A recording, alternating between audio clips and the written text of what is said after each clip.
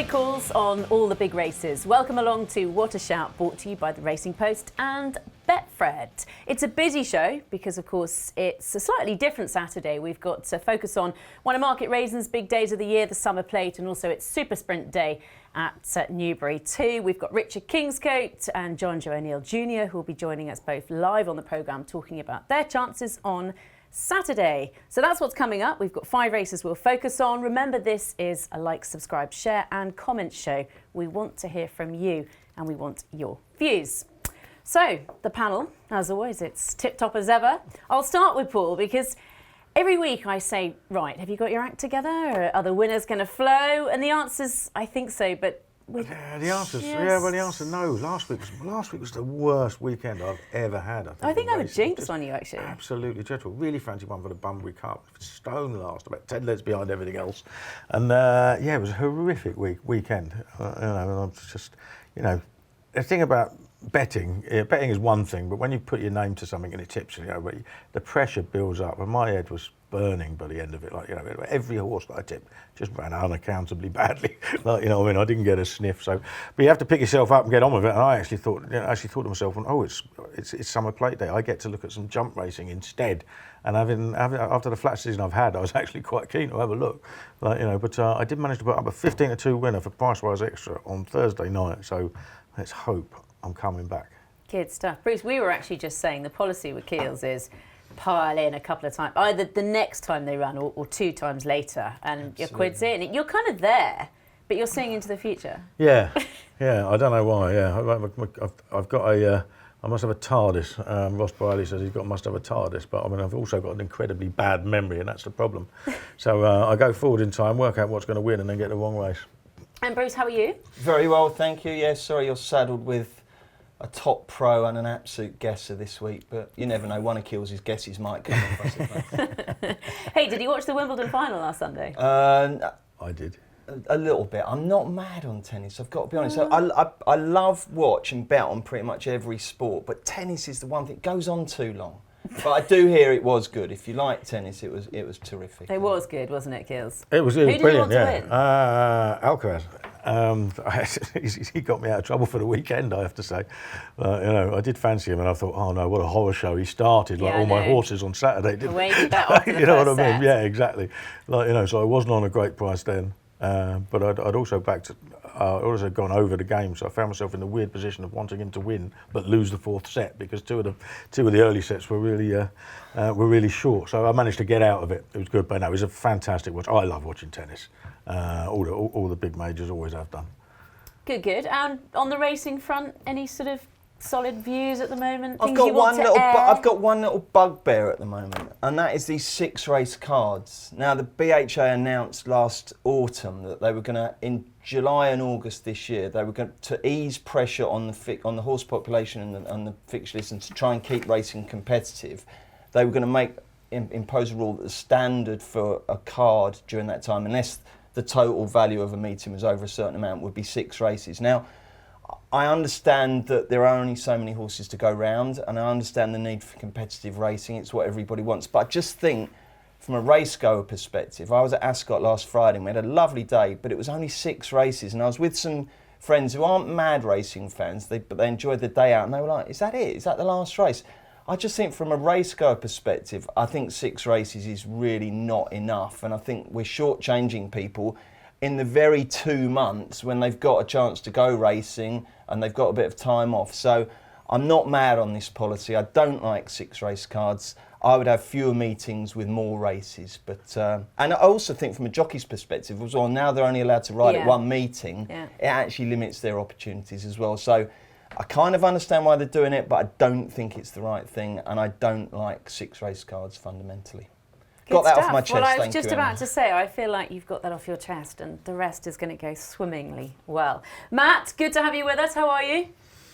Yeah, good. Just looking for something to moan about, but I can't. I mean, I'm just loving the sport right now. Look, we're looking to talk about racing, but we're also looking to work in offices where we've just got thousands of tellies everywhere. We've got the golf, we've got the Ashes, we've got the Betfred World Match Play darts, which obviously we're in Scotland. we've got the Women's World Cup. I just really don't know where to turn. So all your tellies must work then, Matt, mustn't they? You should come into our office. You always said somebody's coming in there. Is anybody a genius to work out how these tellies work? Like, you know what I mean? It's an absolute disaster in here. I tell you what, you pair are a load of moaning minis this morning. No, it's one of my favourite. One of the highlights of coming to the office is watching Keels trying to turn the tellies onto the racing. Like, you'll have This Morning on one and some documentary that someone's left on from the night before. And Keels is standing there with about 8 remotes in his hand, It's getting ridiculous. increasingly sweary. It's absolutely brilliant. And then he gets someone from IT to help him. Well, Matt, it all seems like it's very smooth in your office. What odds, offers, things that you need to share with us have you got? Yeah, obviously the extra places, mainly we've got some great jumping action, but big fields as well, competitive. So we've got some extra places. We're 4 places on the 240 market race, the 2 mile hurdle, also 4 places on the Hackwood as well, doing 12 in that, so that's a nice little offer. We're 5 places on the summer plate, an extra place in the super sprint as well, which well, it is a big field, but usually it is a case of quantity over quality, so a nice extra place there. So that's what we're looking forward to this weekend. We're pleased to be joined by Betfred's flat ambassador, Richard Kingscote, who currently is on his way up to Hamilton. That's quite a trek for you. Good morning. Morning, how are you? Yeah, good. You're well used to driving, and especially at this time of year, it's just part of the day job. Yeah, it is. It's part of being a jockey. We got to get there, and I'm quite happy in the car, so it's no problem really. Certainly gives plenty of time for thought, reflection, and looking ahead to things. Tell us a bit about your year, how you feel it's going, and where you're at the moment. The year's been okay. Took a little while to get going, being away for a long time in the winter, so I didn't really get going till April time.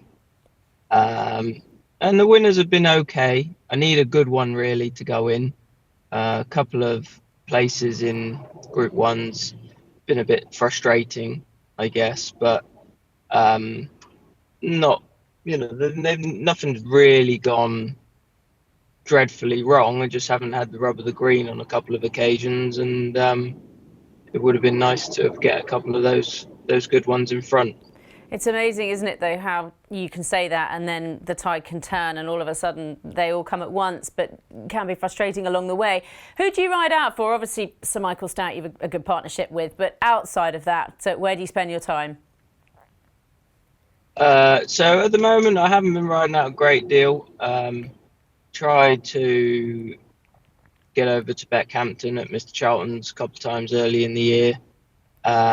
Again, Mr. Haggis, if I'm in Newmarket, he's happy to let me sit on a couple. So, but mostly Sir Michael. And last year, speaking of Sir Michael and speaking of bagging a few Group 1s, you had a phenomenal relationship with Desert Crown. That was pretty special, winning the Derby. Yeah, massive occasion. I guess you never really expect to be winning a Derby.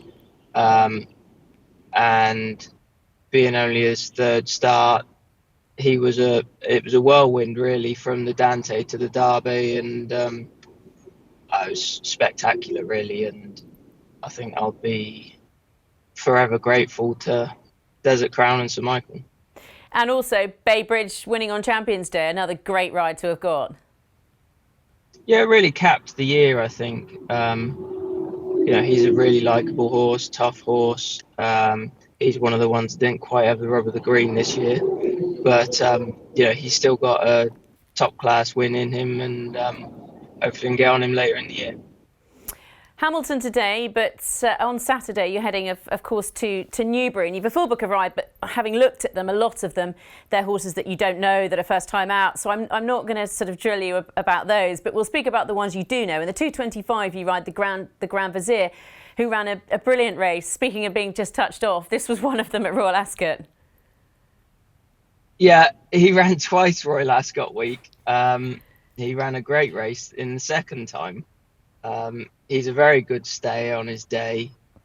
He gets further than the 2 miles that he'll be running over on Saturday. 2 miles is possibly getting on the short side for him, but he's ran very well in a Yorkshire Cup, making the running. So he's very easy to ride. He can be in behind, or he can make the run in. So I'm well drawn. If I can get him out nicely, I'd probably be looking to ride him pretty positive.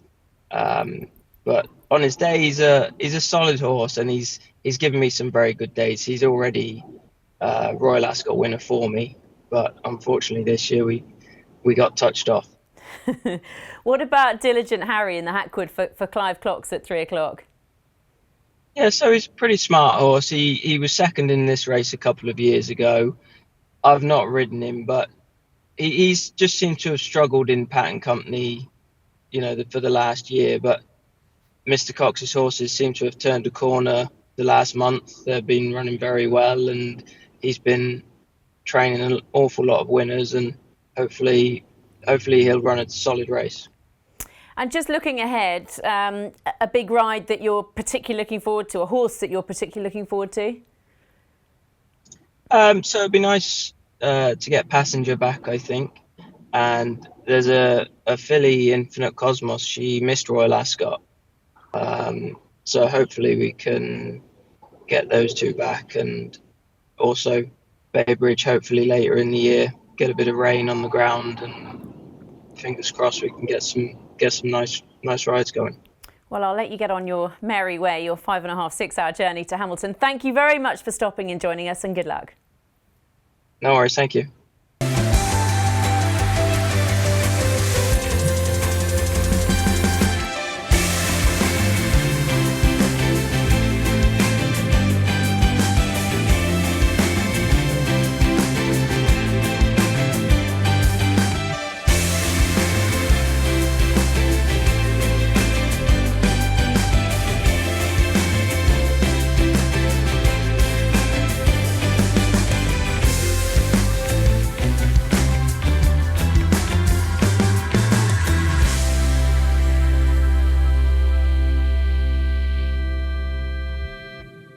Jonjo O'Neill Jr., Betfred's jumping ambassador, joins us now, live, fresh from riding out. How's your morning been? How are you?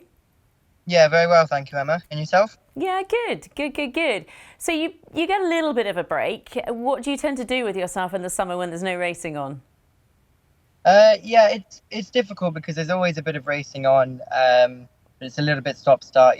We've got 2 meetings tomorrow and 2 on Sunday, but then no racing today and stuff like that. But when the weather's good, play plenty of squash and do a good bit of cycling and just try and catch up with a few friends. Yeah, and how often are you sort of riding out in the mornings? Still riding out every day. Obviously, the winter horses are coming back in now, so we're quite busy that way. That's quite an exciting time, isn't it? When you start seeing them come back in and how they've done and how they've filled out and grown and developed, I guess. Yeah, exactly. Especially, the stalls you kind of bought last year, they're 4-year-olds, and you're seeing how they kind of have progressed from the spring, and hopefully the summer break would have done them good. So, yeah, it's exciting, and the bumper horses and the novice hurdlers going chasing, just see how they've kind of done from their summer holidays. So, yeah, it's pretty exciting time. Well, before we focus on what's happening in the future, just a quick moment to reflect back on last season. Were you pleased enough with how that went?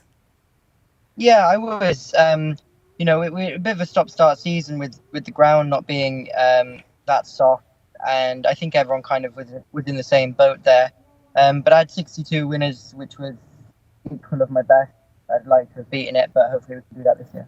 Do you set yourself targets? Have you got something in mind this season? Firstly, always to beat last season's target or my best target. And try and find a couple of nice horses along the way. Find a graded horse or two, it definitely helps profile that. Have you got a couple in mind that you're particularly looking forward to this season? Champ's been a very good horse for me. We've nice horse, Monbeg Genius. He was 3rd in the Ultima at Cheltenham, behind Correct Rambler and Parcel Slow, so that looks quite good form now. We had 2 nice novices, Springwell Bay, and a couple of bumper horses. So hopefully just some of them might progress into proper graded horses, hopefully. Yeah, fingers crossed. Well, let's have a quick look at, you've got a good chance on Saturday at Market Rasen. It's quite a fun day, this, isn't it? Good prize money, good crowds. You've got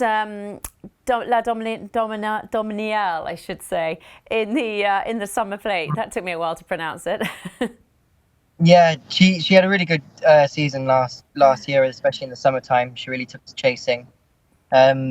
She was off 125 then. She's £12 higher this time. It's going to be difficult for her. The favourite, Frankie de Burle, that won the race last year.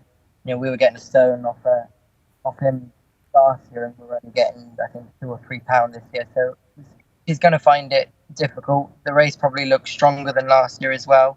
But she won last time at Aintree, and she goes well fresh, and she's in good form. So we're looking forward to riding her anyway. And when you won on her at Aintree, I guess it was a slightly improved run, and that was put down to the fact she'd had a little bit of a break. Is that something that suits her, to be quite fresh? Yeah, I think so. She's a mare, and they can typically do that. We rode her slightly differently at Aintree, so she has won making the running, and she got dropped in the last day. So I suppose we'll just have to see how the race pans out. But she's a little bit more versatile now. And after Saturday, when are you next back in action? I think there's Southall Monday or Tuesday, and there's Worcester and Uttoxeter next week. So there's few bits and bobs, but yeah, as I say, this time of year, leading up into the break in August, it's a little bit diluted, but that's just the time of year we're in. And what about the flat racing? It's obviously a busy time on that front. Is that something you follow at all? Yeah, I follow the flat racing a lot. Especially all the good races. I love the flat racing as much as I do the jump racing, to be honest. Yeah, big fan. Brilliant. Well, thank you very much for your time. Good luck on Saturday, and good luck for the rest of the season. Thank you. Thanks for having me. Cheers. We're going to get stuck into the action now. Let's get underway with the 150 at Newbury. Just a few runners here. Matt, quite a short price favourite. Very short as well, yeah. Al-Arsia, of course, he's a bit disappointed. I know Jim Cody gave him a hard time once his race was won on his comeback, but I just think as short as he is, yes, he is a standout. Yes, he is top rated, but on that performance, I think he's far too short, 8 to 11. It's just a case of what do we take him on with? Highland Avenue, is he bona fide stayer at this trip? I'm not sure. He's travelled all Ascot. I'm not sure he saw it out. Epic Poet's an interesting one. First start for the Meads, coming over from France. He's at 13-2 with a Sheen Murphy on. And then Phantom Flight, who thought was going to have a good season. He's been a little bit disappointing so far. He's at 10-1. So I thought the favourite was far too short, but I just wasn't sure what to take him on with. Keels, we'll start with you. You love opposing a short one. I thought he was a ridiculous price. He's not going to go off that short on the day, is he? You wouldn't have thought so, would you? But I mean, almost everybody is odds on, and it's, he has the best form in the book, doesn't he? But I mean, his return was after 420 days off, so he's obviously had issues. Right? He finished last of 5 behind Kamari, returning an RPR that would barely have won a Cellar, and that's 3 weeks ago. So. And he's odds on to win a listed race, and he's also not a 1 mile 2 furlong horse either, is he? He ran in a Champion Stakes when finished second last, and he got beat by Mishriff in 2020, 10.5 lengths, 5th of 9. They're the 2 times that he's run at 1 mile and 2, so there's plenty stacking up against him. And, William Agus is a great trainer, isn't he? And he could have needed that run really, really badly, but he wasn't the most straightforward horse anyway, was he? You know what I mean? I didn't trust him. I wouldn't trust him. I think you got a bet against him. I do think Highland Avenue just about sees it out, especially Newbury. Would I back him at 7-2? Probably not. I thought Dancing Magic was quite interesting at a big price, the 3-year-old. I thought he shaped a little bit better than his 8th to Wapiro in Hampton Court Stakes. Last time on the outside all the way, a little bit of trouble. But he was only beaten just over 4 lengths, and was strong enough at the death. And against, a bunch of relatively exposed older horses and one that you can question, I thought he just might represent a bit of a value at a double-figure price. Not a race I'm going mad on. Yeah, I tried to fancy Dancing Magic. I mean, he was 4th in the Futurity, 3rd in the Craven, so you thought, well, this is a smart item. But the last 2 runs have kind of smacked of either stagnation or regression, I think. So I've gone. I mean, I can't back the favourite. I've been trying to scour the internet and trying to find excuses, any evidence that Haggis has put up an excuse for that last run. I can't see anything. As you say, it's 3 weeks ago. How can you possibly back the horse? The very fact that he's odds on kind of is the positive. Yes. But, you know, you can't back this, and you have to take him on, even though, as you say, Kills, when you start going down the list and it's like, well, you know, there's question marks over this and that. I've gone with Phantom Flight. I mean, finished well in front of Al-Azi last time, albeit the other three beat the pair of them. But I just thought kind of 7-8 to 1, the form's okay. It's a difficult race, this. It's a really difficult race. What you might want to do, most of the bookmakers now offer an insure bet option where you take a slightly shorter price, but if one horse beats you, you get your money back. There's only 7 runners, so there's no each way betting. So if you are afraid of the favourite, that might be the way to go, or you could cover a bet with a straight forecast on the favourite. But I don't even want to do that. I mean, I told my mum off for having too many insurance policies the other day. She insures her kettle. I mean, that's ridiculous.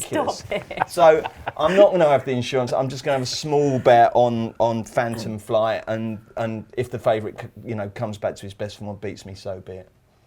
Well, a slightly different race is, as we switch our attention to Market Rasen, they're 240, the 2-mile handicap hurdle, and this is very open, Matt. Yeah, it is. Hopefully 14 go to post. For 4 places, as long as 12 do make it to the start. And you mentioned 5 to 1 the field. Dan Siller, Fergal O'Brien and Paddy Brennan, obviously having a great summer. Fergal O'Brien and Belvedere Blast, he's on a 4-timer for Adrian Kealy and the Brian User champs on board. That one, I thought Myristica could be well handicapped. He reached a mark of 91 with Tim Easterby on the flat. He's won 3 novice hurdles, 2 were penalty kicks and 1 in the canter. They made to it last time out, but was giving weight away, and I thought it was a fair enough performance. I thought a mark of 1-1-2, and obviously Jack Judah trying to cement that new relationship with David Pipe. I thought it'd be a chance for him to do that on a big stage. So I was with Myristica, very likely raced over hurdles. I've plenty of experience on the flat. I think there a bit of mileage in the mark, but again, a wide open contest with 4 places each way, so don't be afraid to have a dart at 1 at a price. Bruce, did you get as excited as Keels did, turning his attention to some to jump racing betting at this time of year? I did, and then I looked at this race. I mean, it is absolutely impossible as far as I'm concerned. You know, I tried to get an angle on it. I don't see how you can. I mean, you don't have to bet on every race. Fergal O'Brien chucks 4 darts at this. I thought Castle Gandolfo just has workable form, reasonably interesting mark, and around about 14 to 1 with an extra place, but it would be a very, very minimal bet for me. So there's more interesting races to come. This one's tough, I think. You might have cracked it. I haven't, no. I thought it was really, really, really hard. I spent a couple of hours on it yesterday and I thought, I like this one, I like that one. I get Castle Gandolfo. He was beating the neck in the race last year, so he comes back for another one. But then you see that Fergal O'Brien has a stack of others in the race as well. And Paddy Brennan, it looks like he's chosen Dan Siller. Similar to Myristica, had a high mark on the flat. I think it was at a peak mark of 90 and is running off 1-2-4 here. I think there's probably more substance to her form over hurdles than there is to Myristica's, although that's reflected in a £12 higher mark as well. I thought she did it well. He did it well last time out at Newton Abbot. Was it Worcester? Newton Abbot? Yeah, it was Newton Abbot. Did it really well last time out. Found plenty. Was given a very confident ride. Just about go down for him, but again, it's 6 to 1 to fill for a reason. It's really hard. There's so many horses, and the problem is that you've got these races in the summer, and you've got to suddenly come into a Class 2 handicap, and all these horses have been winning Mickey Mouse races in small fields. We don't know how any of them are going to be affected by a big field and a proper gallop in a jumps race. So it's difficult, but Dan Siller for me. One of the interesting races at Newbury is the Group 3 Hackwood Stakes, 6 furlongs, and Matt, what are we thinking here? Because it's quite open and very competitive. It is. It's a brilliant race, and we've got lots of questions to answer as well. Look, with 12 runners, we are 4 places each way. Comanche Falls, obviously we know what a great servant he's been. Michael Dodds' sprinter win the other day over in Ireland as well. Former Stewards Cup. We've got Wazoo on the comeback trail. Frankie on board. Very disappointing in the Commonwealth Cup. Obviously she was well beaten in the Guineas, but she's back in sprinting. 9 to 2 and a half, 15 to 2, an absolute cracker at Royal Ascot for Kevin Stott and Mick Appleby. I'll come back to Rohan in a second. The 2 that I like, I thought Cold Case was interesting. Obviously beat Brad Sell earlier on the season at Ascot. I'll forgive any horse who ran that day. Temple Stakes Day at Haydock, the form was all over the place. I mean, being 20 lengths by a little big, clearly not his run. He's been off since, missed Ascot. I thought he was interesting. I'm waiting for Araz to really turn up as well. He's in there at 12th when the blinkers gone for the first time. That was like catching. I'm waiting for him to burst into action as a sprinter. But Rohan is the real question. He's not found his form at all of yet this season, including at Ascot. And it's just a matter of time before he bounces back. I mean, it could look very silly if he goes and pops it at 8-1 back down into a Group 3. But we're just waiting for him to hit form this season. Yeah, Keel's interesting. You've got Summer here, smack bang in form, and then the likes of Lazoo. How much are you forgiving what she's done this season? That's it. I mean, can you forgive? I don't mind forgiving a horse a bad run, but it has to be reflected in the price as well, and it's not really, is it? She's joint fav. She's only rated the same as a couple of others in here, and again, her two runs this season, she'd finished last on both of them.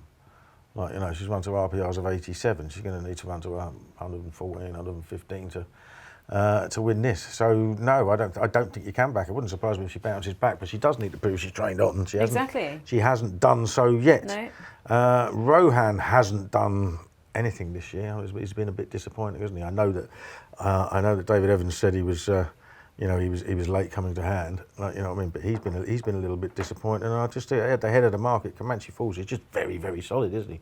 He may be a 6-year-old, but he just seems to be getting better and better. He's won the last 2 Stewards Cups, one on soft ground, one on good to firm. So he won't mind if the and forecast. He's smack bang in form. Yeah, he's smack bang in form. His third to Azure Blue in the Duke of York. Then won that listed race very easily at the Curragh, albeit it was a race he was entitled to win, and this is harder. But I just think he's probably the right favourite, and 9-2 is a very, very fair price. You know, I normally look away from the favourites, but I just thought that was very fair. And you know, as Matt mentioned, Eraz was the other one who half interested me. He hasn't yet had the chance to show us how good he is since he's been gelded, because he's only won once. The third to Vadream wasn't bad, and he should have beaten, very nearly did beat Weatherbys at this track last season when he was given far too much to do. So he obviously goes well here. Don't know about the first time blinkers. Trainer doesn't have a great strike rate with them. Are you with or without Lazoo? Without Lazoo. I mean, I'm the founder member of the Rafe Beckett fan club, but No, you can't. I'm in that fan club too. Okay, but you can't. I mean, much as I love a Beckett horse, you can't really back that. I mean, you're going back months, almost years, for the kind of form that is going to be good enough to win this, and so I passed that one up. I'm absolutely with Kills on Comanche Falls. I just think running fantastically well, great current form. You know, the run behind Azure Blue and Highland Princess was excellent. There's really nothing not to like. It's a very open race, 12 runners, and the outsiders are 16-1. So it's a really compressed betting market. But I think one of the manifestations of that is that this one isn't short enough.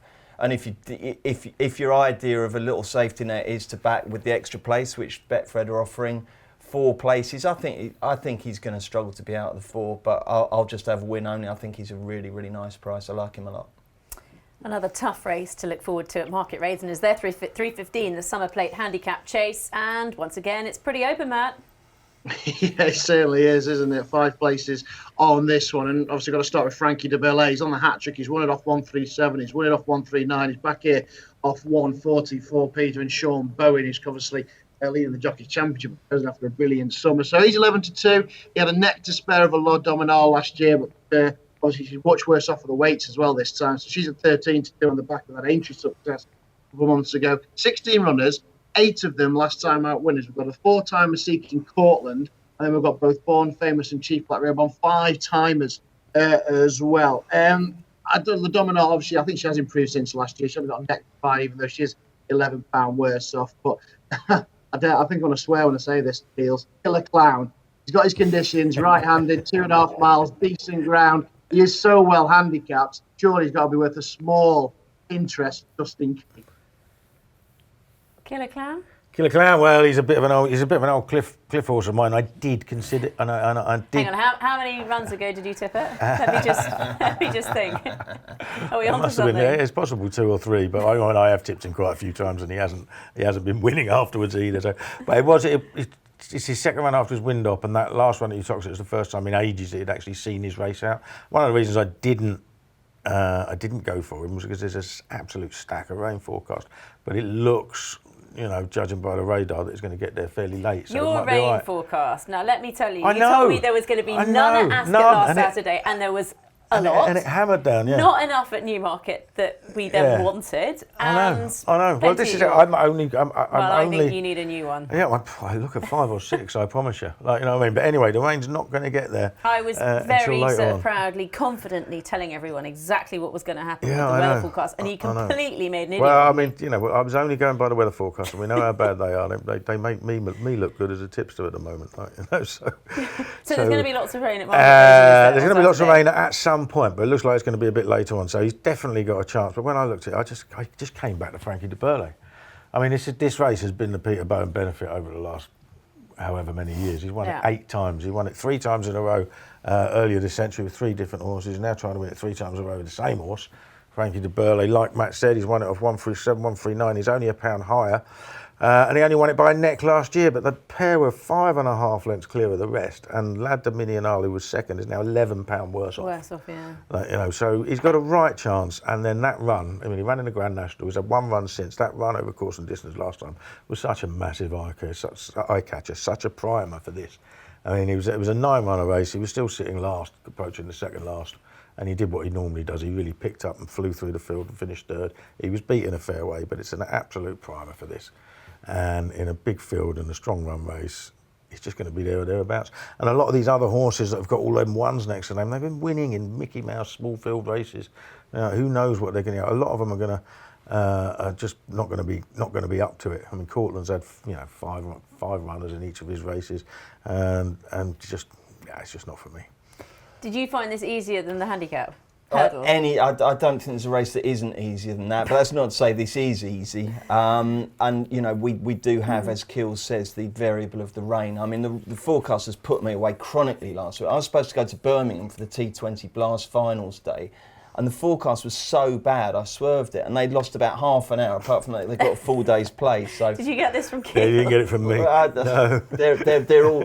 Look, I think the trouble with weather forecasts is that it's a difficult thing to do, but the way they present the forecast is with absolute certainty. Yeah. What they should say is, look, it's difficult today, we don't know, and this might happen. There needs to be some conditionality. It's this will happen, then this will happen, then this will... You can't do that. If they were racing tipsters, they wouldn't last 5 minutes. But anyway, notwithstanding that, and with the question mark over when the rain arrives at Market Rasen, I'm going to join Matt in a kind of bit of schadenfreude because Kealy's has got off Killer Clown, and Matt and I are with Killer Clown. He's a horse I like very much. He's proven that the wind worked last time, and I just think that he's competitive off the mark he's on. He's consistent.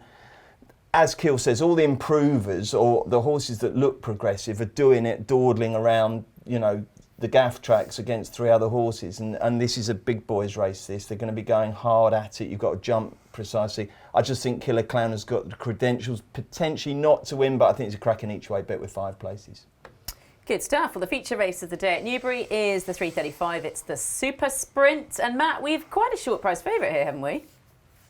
Yeah, we have. Again, as I say, it's more quantity over quality when you look at this. 6 of the last 10 winners have returned an SP 15 to 2 or less. So you are looking towards the top of the market. And I tend to agree. I think he's going to be really hard to beat Relief Rally. He's already got 2 verdicts over Juniper Berries and Salisbury and then at Ascot last time out. He looks like a bona fide 5 furlong horse. Bobsleigh, I think, does want 6. He won the Woodcote and then ran really well in the Coventry behind River Tiber. Son of Cole Boris, bit a nice Aidan O'Brien horse last time out in the listed company, but he's a big price.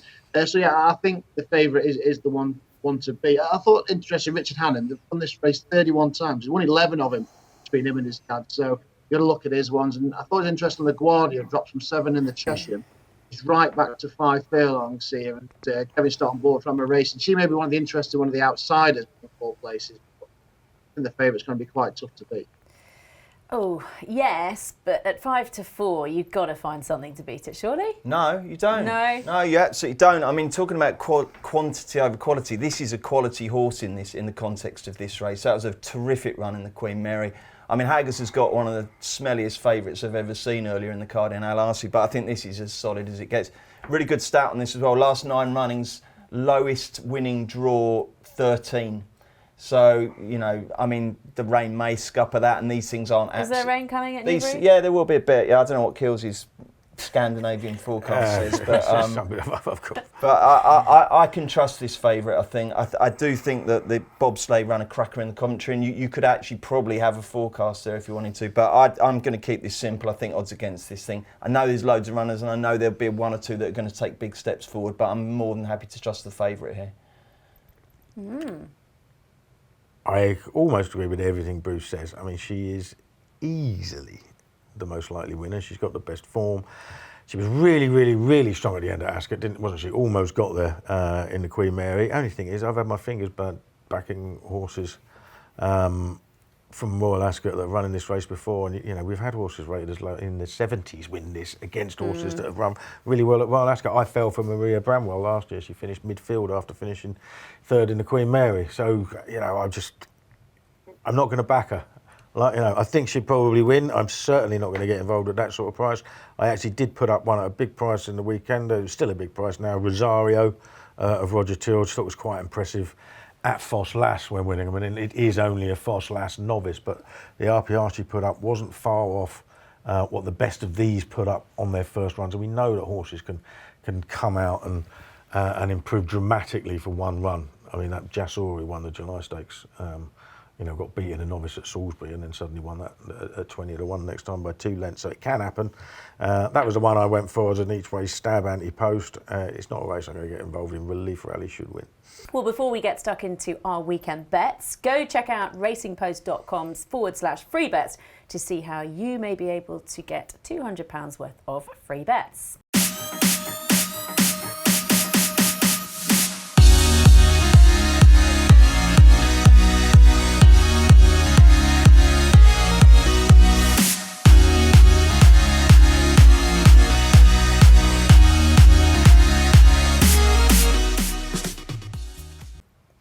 So, Matt, how are you doing with your best bets of the week so far? Shocking. Absolutely shocking. I've lost track.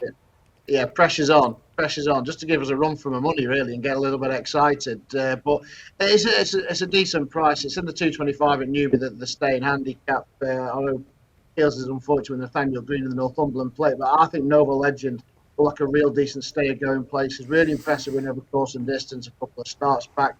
Probably undone by the ground. It was really tacky at Chester in the Vars, where he's off top weight behind Zinc White and Rio Poses. That one does look bottomless ground. Then I thought ran okay in the Ascot Stakes, ran the horse for no name over 2.5 miles. So dropped back to 3 mile. William Buick on board.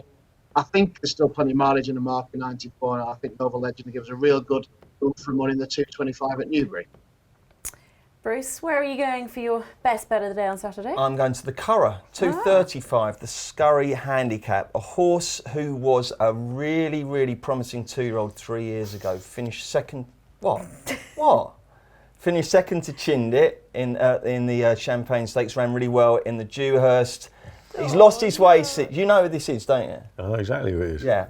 He's lost his way since. Gone to Archie Watson. He's obviously had all sorts of problems. But it was a decent run last time in the Wokingham. His name is Al Bashir. I think he's off a decent mark, and I'm going to give him one more chance in that race. He's 7-1. There's a bit of market confidence, which gives me some hope.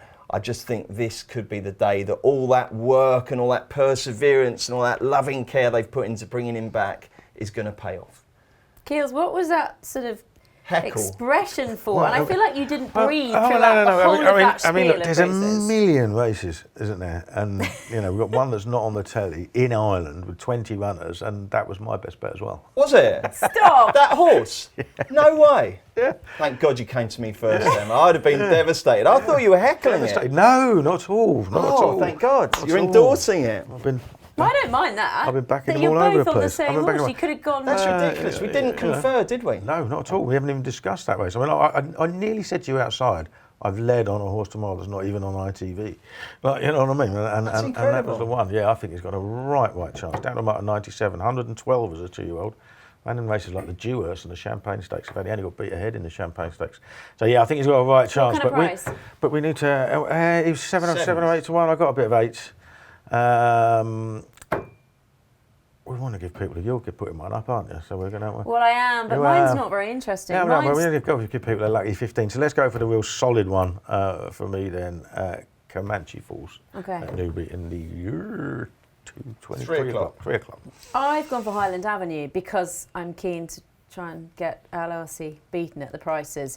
I just think he's quite solid. Second in the Diamond, he was fourth in the Wolferton. He's consistent. He hasn't won for a couple of years, but he's solid and he brings decent form to the book. And as I say, I'm quite keen to take LRC on. Some of the horses running this weekend may have the Breeders' Cup on their schedule. How would you like to join them in November? Well, the Racing Post have a great competition, and here's how you get involved.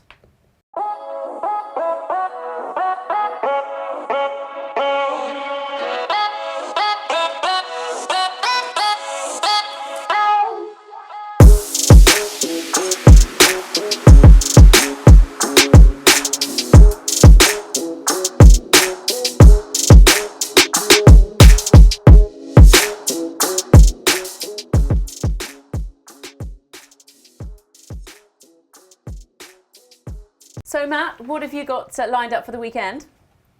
Yeah, well, sunny Blackpool awaits tomorrow for the Betfred World Match Play semi-finals. I'll keep an eye on everything that's happening at Hoylake as well, because I obviously love the Open Championship. And I can almost see Old Trafford out the window here, and it's dry at the minute.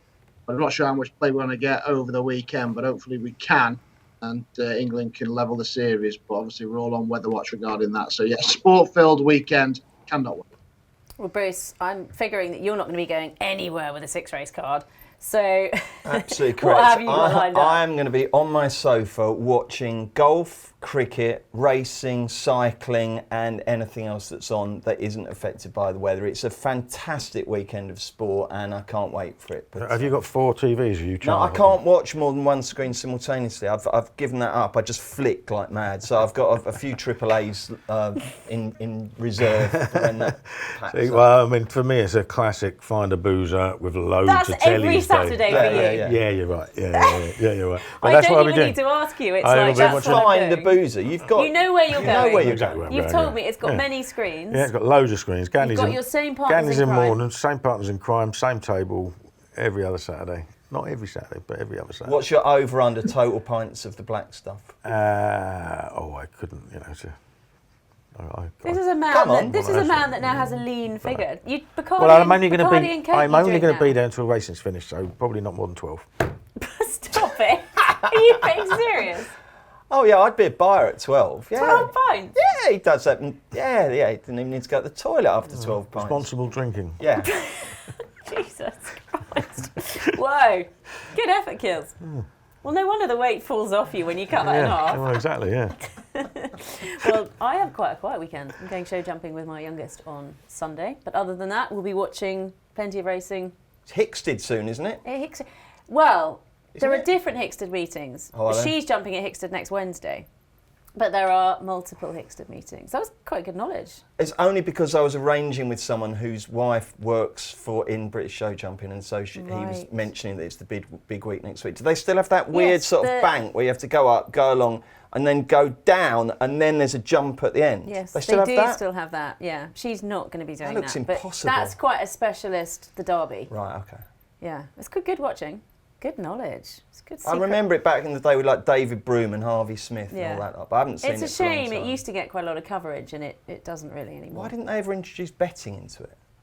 I know. Don't know. Not Mr. so Trick. sure. Well, anyway, on that note, Hickston next week.